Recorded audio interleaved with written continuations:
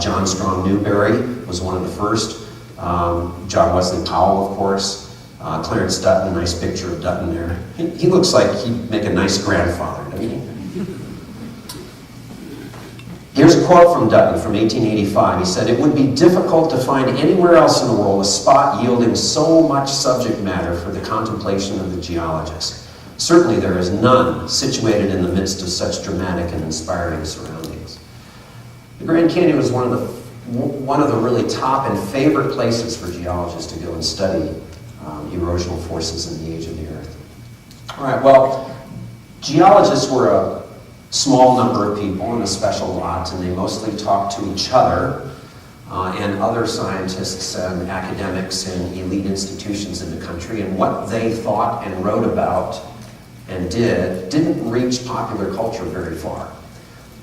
Science has become much more part of our everyday lives in the 20th century, but in the late 19th century, it was still a pretty small elite of people who were reading these studies and grappling with these issues.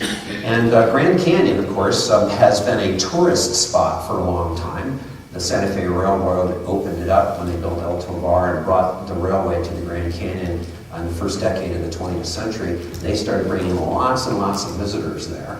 And this was before there was a National Park Service and before there were staff scientists to talk about, well, how did the Grand Canyon get formed? Where did this come from? All of the interpretation about the Grand Canyon basically was being done by concessionaires, by tour operators. One of them is this gent here, William Wallace Bass, Bass Trail. Bass has a lot of names, a lot of features of the Grand Canyon named after him. And he got into tourist business in the late 19th, early 20th century. And he was one of the guys who actually did pay attention to John Wesley Powell and Clarence Dutton's works. And he said, they're crazy. Canyon was formed by a catastrophic event. And he would tell all of his visitors that the canyon was formed much more recently and by a catastrophic event. He even we found a business card in the archives at Grand Canyon from 1914, one of Bass's business cards, in which on the business card itself he promised to enlighten his clients as to his personal theory about the formation of the Grand Canyon. So there's a lot of interpretation going on at Grand Canyon, informal interpretation, that is not being done by people who are studying geology.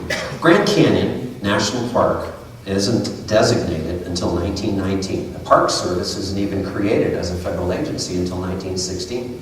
Now, we've had national parks for quite a while. Our first national park was Yellowstone National Park. It was created by Congress, an act of Congress, in 1872.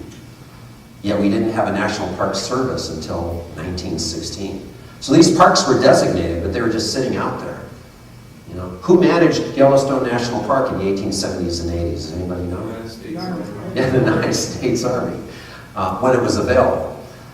So not until 1960 did we get a Park Service, and one of the first tasks of the Park Service was to make the parks available to Americans and to interpret them, to protect them and to interpret them. So the parks were supposed to be a place where visitors could not only see wondrous places, but also be edified, educated, inspired by them.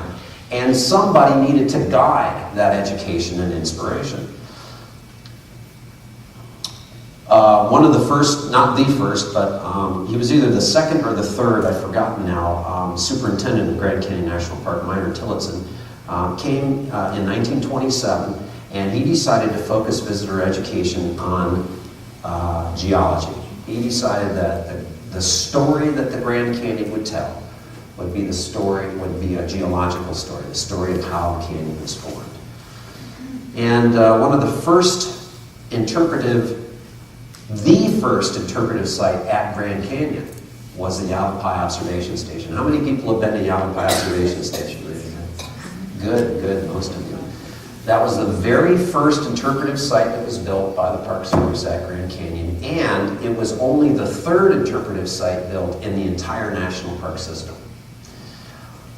When they decided to build this thing, and they made a decision in 1925, and it took them some time to design and build the thing, When they decided to design and build the thing, they brought on board the Rockefeller Memorial, the Carnegie Institution, the American Association of Museums, the National Academy of Sciences, the National Research Council. These are the best and brightest minds in America. And they were all brought on board to design this interpretive feature. This was a big thing. This was one of the biggest nature interpretation facilities in America at the time.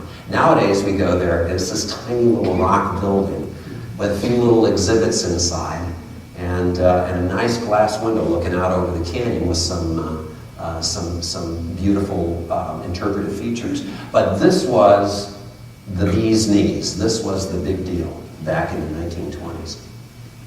I'm going to click our little audio tour that talks about Yavapai Observation Station.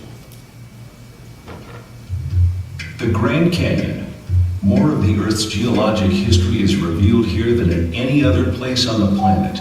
So, how does a person begin to make sense out of these immense layers of sculpted, towering rocks that date back over a period of almost 2 billion years? The desire to create a place for visitors to experience the grandeur of the canyon, while also giving them a way to easily understand its immense and complicated story, is what led to the construction of the Yavapai Point Trailside Museum in 1928. One of the earliest interpretive structures in the National Park System, the museum was at the forefront of the visitor education movement in America. And as National Park Service Ranger David Smith points out, this building truly was a living classroom. At that time, instead of being glass enclosed, it was open to the elements. So in the wintertime, visitors would come, they'd have on their jackets and their furs and their muffs and their gloves, as rangers would give them geological talks about this area. This historic structure was built in what we now call the Park rustic architecture style and was designed to blend in with its surroundings. Through the years, windows were added, and it was renamed the Yavapai Observation Station. Today, you'll find exhibits which help to tell the geologic story of Grand... Sorry for the abrupt stopping. And as I mentioned on our website, we do have this story on the Yavapai Observation Station. Wherever you see that little audio ranger circle, that's where we've got one of these audio tour segments loaded up there, and you can play it from there. And then under About at the end, there's a menu item for the audio tour, and you can actually go where most of the audio tour segments are available as a download, as a digital download. You can just download them right onto your computer. Well, this interesting fellow, very handsome fellow, his name Edwin McKee, was one of the first park interpreters who focused for most of his career on interpreting the geological history of the Grand Canyon. He's got an interesting little biography. He was a summer intern at Grand Canyon way back in 1927 when he was, I think, only 19 or 20 years old. And he was inspired by his summer internship at the canyon. And when he went back home, back east, at the end of the summer, he enrolled in Cornell to study geology, inspired by what he saw at the Grand Canyon. 2 years later, in 1929, he was hired as their chief naturalist at the park at 23 years old. I can promise you right now, no chief naturalist at any major park in the United States is 23 years old after 2 years of college. This was a remarkable time, and he was a pretty remarkable guy. 2 years later, when he's 25, in 1931, he finished a book called Ancient Landscapes of the Grand Canyon Region. It was one of the key texts on the geological history of the Grand Canyon for most of the next generation. It went through 30 reprintings and revisions over the next 50 years. How many people own this book? That's nice. There's about 10 of you in here actually own this. He was their chief naturalist, and basically he told the story of the geological history of Grand Canyon, mostly at the Yavapai Observation Station. He did 1 or 2 lectures a day there, and they were the most popular interpretive event at the park. Another naturalist, chief naturalist that followed McKee, Louis Shellbach, both kept up this tradition of daily lectures on the geological history at Yavapai. And they were so popular that Grand Canyon National Park decided at one point I can't remember exactly which decade it was. Maybe Linda will remember. They